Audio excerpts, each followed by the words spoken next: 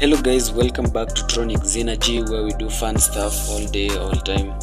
We are continuing with our series of making the 8-bit logic unit, meaning that it will be having 8 different logic operations of the inputs A and B.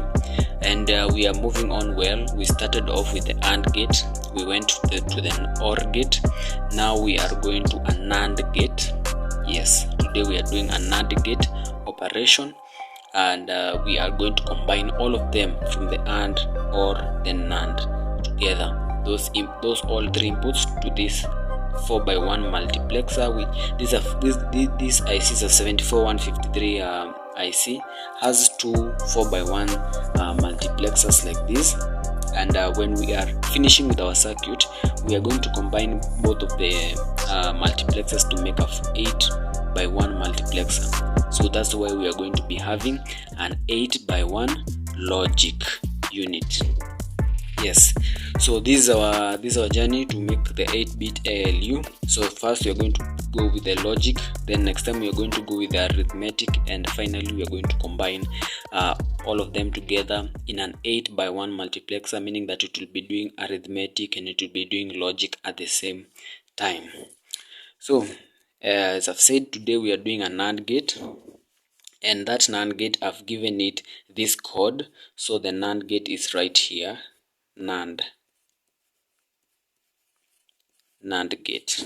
So the NAND gate is right here, and this is the NAND gate. Okay, I don't have a NAND gate IC, but I've taken the output of the AND gate, then passed it through this 7404. It's a NOT gate, meaning that we get a NAND gate. When you pass the output of an AND gate, you get a NAND gate. When you pass the output of an OR gate, you get an NOR gate. Yes, that's self-explanatory. So we can continue. So today we are doing a NAND gate, and the code that we are going to source that information is going to be 10. So this code we're going to be entering it here in our select input.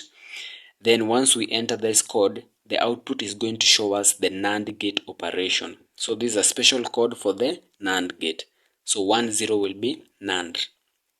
Yes.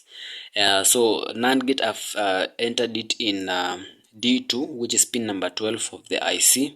Yes, the D2, pin number 12 of the IC, and it's going to be doing NAND operation right there. So going back on our block representation, number C input number C will be NAND operation. NAND operation of A, B. Yes, like that. You can write it as A, B, then bar on top, or A, B together like that, then bar on top. Yes, that will show us that we are negating the AND gate operation, getting the NAND gate to get the NAND gate operation. Yes.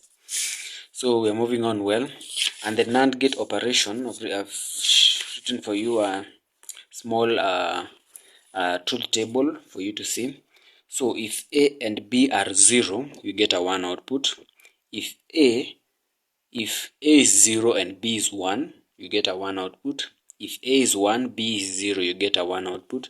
And if both of the inputs are on, you get a 0 output. So in short, the only time the NAND gate is going to give you 0 is when both inputs are on. Both A and B are on. Is when it's going to give you a 0 output. And that's what we expect to see on our circuit. So let me power it and check. And it's on. It's on. Yes.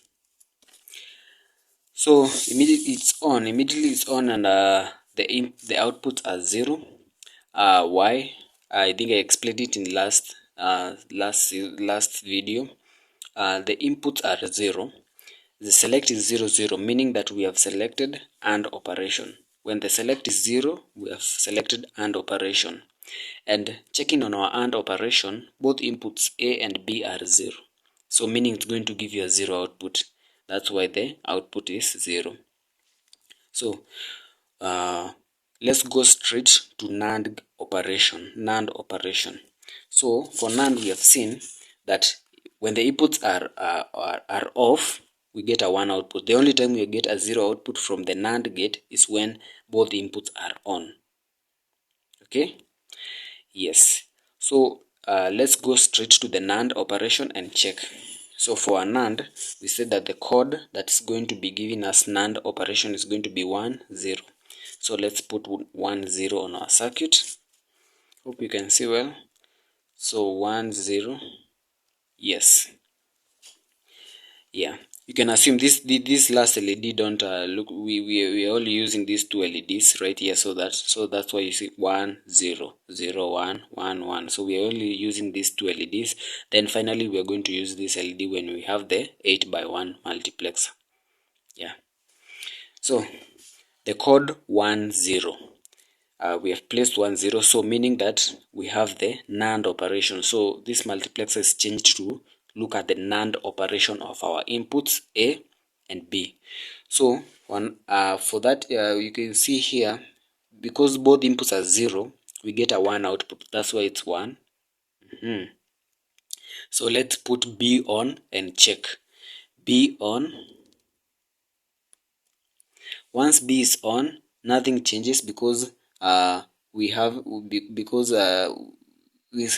both inputs there's a 0.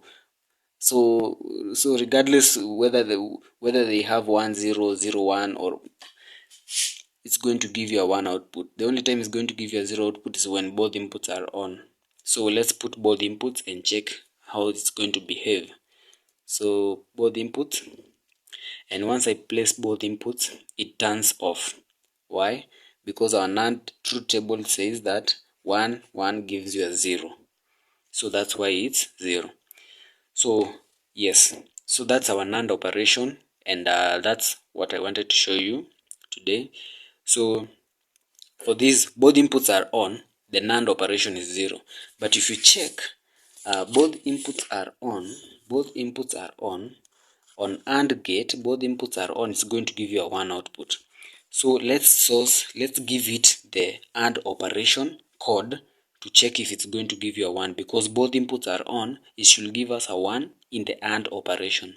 And the AND operation, the code is 0 0. So we just have to turn this 0 to give it, to enable the AND. So let's turn this 0, and it's on. Why? Because we have given it the code for AND, and the code for AND says that when both inputs are on, it will give you a 1 output. So that's why the output is on.